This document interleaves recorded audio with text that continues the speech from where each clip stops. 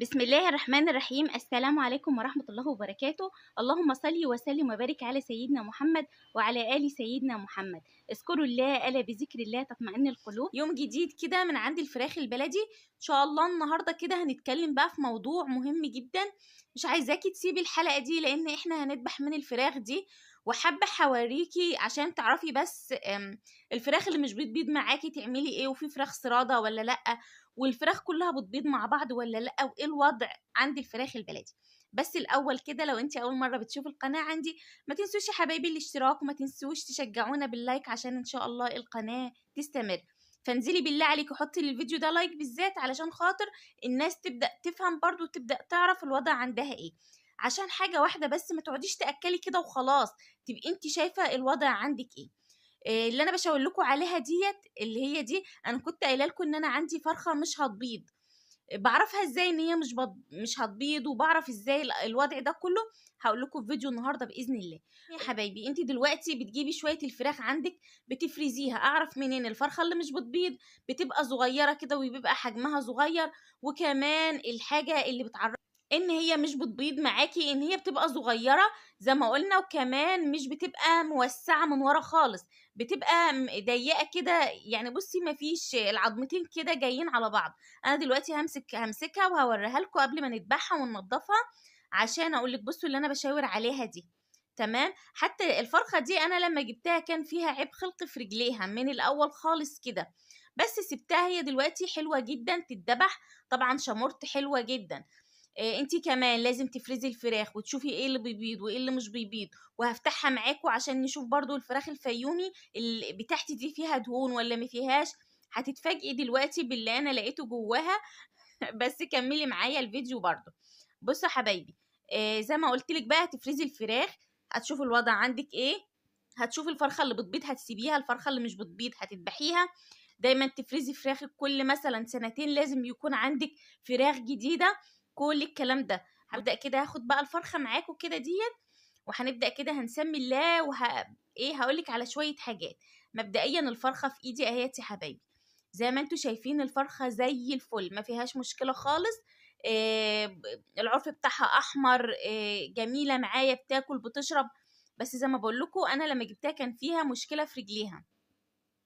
المهم يعني انت بتمسكي الفرخه زي ما انا ماسكاها كده، تمام، وبتبداي تسمي الله. شايفين في كده من ورا عظمتين اتنين، العظمتين الاتنين دول هما بقى اللي بيعرفوكي الفرخه دي هتبيض امتى بالظبط.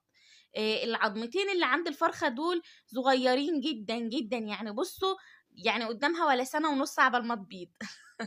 بص يا حبيبي يعني قدامها كتير عبال ما تفكر ان هي تبيض.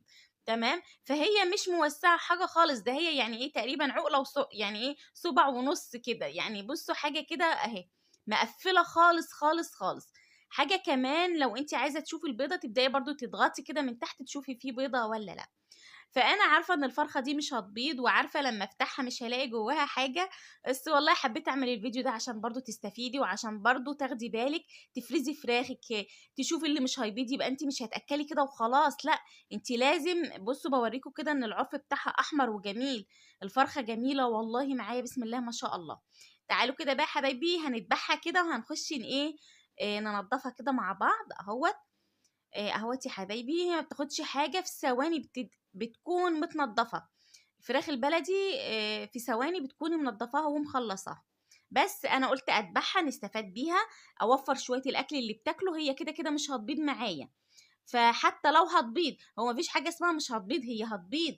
بس هتبيض امتى بقى؟ ممكن قدامها ياما قوي شهور عبال ما ترجع تعمل عنقود البيض وتبيض وكلام من ده. وحتى لو باضت بيضها مش هيبقى حلو، يبقى هي كده واقفه عليكي بخساره، يبقى انت كده بتاكلي بخساره. فانت تشوفي الحلو اللي عندك تسيبيه، واللي هو مش حلو تبداي تذبحيه زي ما انا عملت كده. اهوت يا حبايبي زي ما انتوا شايفين بتسخني الميه وبتعصري فيها ليمونه، بس مش بتخليها سخنه قوي. تمام. وبتبداي تنزلي كده الفرخه فيها، وتبداي تشدي اول ريشتين طلعوا معاكي بسهوله، اعرفي ان كده ايه، ان هي كده تمام معاكي. لسه ما طلعش معاكي الريش، اعرفي ان هي لسه محتاجه ايه، دقيقه ولا دقيقتين كمان. اهوت زي ما انتوا شايفين كده ببدا ان انا انضفها من كل ناحيه كده اهو. خدتش معايا حاجه خالص، ما خدتش معايا اي حاجه. ان شاء الله عليها والله كانت فرخه زي العسل الصراحه يعني. اهوت. بصوا بتشيلي كده كل حاجه منها. هبدا كده ان انا ايه دلوقتي بقى ايه هغسلها كده غسله كده، وهاجي ايه هفتحها معاكم يعني عشان نشوفها. اول حاجه كده ببدا اشيل الرجلين كده من عند المفصل كده. بصوا اهوت بتبداي تشيلي الرجول. بصي بوريكي كده اهوت في كده جزء من هنا بتبداي كده تقطعي بالسكينه وبتشيلي الرجل عادي خالص زي ما انت شايفه كده. طبعا الحاجات دي انا برميها كلها. في كده زي ضوفر كده في الجناح. تمام، ده تشيليه بقى علشان ايه يعني الفرخه دي انا مش هشيل الجزء اللي في الجناح من تحت ده عشان انا بكتفها كده. بصوا عشان انا عايزه اكتفها كده. لو انت مش عايزه تكتفيها شيلي الجزء اللي تحت.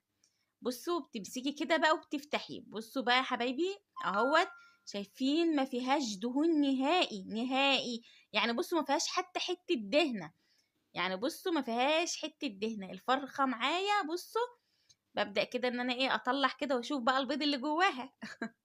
ما لقيتش جواها حاجه خالص. حتى عنقود البيض مش موجود. يعني عنقود البيض ما مش موجود.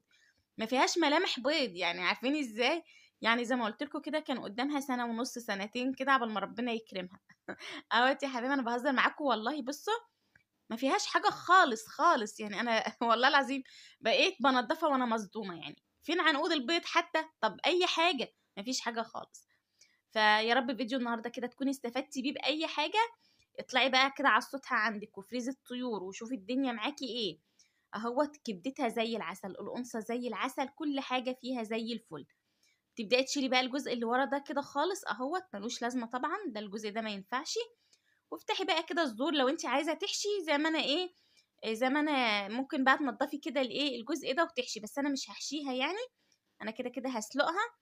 وبتبداي بقى تشيلي كل حاجه. غسلتها كده حبايبي شطفتها زي ما انتوا شايفين ما لقيتش جواها حاجه خالص. حتى عنقود بيض ما لقيتش. يعني لسه حتى عنقود البيض لسه ما كونتهوش على رغم ان اخواتها بيضوا. عندي فرخه كمان ما بتبيضش. هبقى اذبحها لكم برضو هوريها لكم. بس الفرخه اللي ما بتبيضش دي كانت بتبيض عندي في الاول. بس بقت كبيره وخلاص وقطعت البيض. ومش يعني ايه انا برضو سايباها كده شويه كده هذبحها برضو هبقى اوريها لكم اهني.